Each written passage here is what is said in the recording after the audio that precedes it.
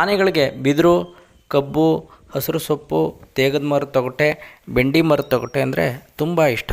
ಈ ಆನೆ ನೋಡಿ ತೇಗದ ಮರದ ತೊಗಟೆನ ಎಳ್ಕೊಂಡು ತಿಂತಾಯಿದೆ. ಅಂದರೆ ಇತ್ತೀಚೆಗೆ ಬೇಸಿಗೆ ಜಾಸ್ತಿಯಾಗಿ ಸ್ವಲ್ಪ ಹಸಿರು ಕಡಿಮೆ ಆಗಿದೆ ಕಾಡಲ್ಲಿ. ಆ ಹಸಿರಿನ ಆಹಾರನ ಬ್ಯಾಲೆನ್ಸ್ ಮಾಡೋಕ್ಕೋಸ್ಕರ, ಈ ಪೌಷ್ಟಿಕಾಂಶ ಸಿಗೋದಕ್ಕೋಸ್ಕರ ತೇಗದ ಮರದ ತೊಗಟೆನ ಹಿಡ್ಕೊಂಡು ತಿಂತಾಯಿದೆ.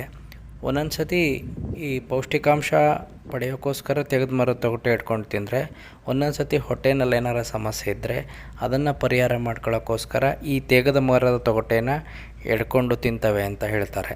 ಅಂದರೆ ಈ ಗಂಡಾನೆಗಳಾದರೆ ಕೊಂಬಲ್ಲಿ ಆ ತೊಗಟೆನ ಈಸಿಯಾಗಿ ಎಡ್ಕೊಂಡು ತಿನ್ಬೋದು. ಆದರೆ ಇಲ್ಲಿ ಹೆಣ್ಣಾನೆ ಸೊಂಡಿಲಿಂದ ಎಳೆದು ಅದನ್ನು ತೊಗಟೆನ ಕಿತ್ತು ತಿಂತಾಯಿದೆ.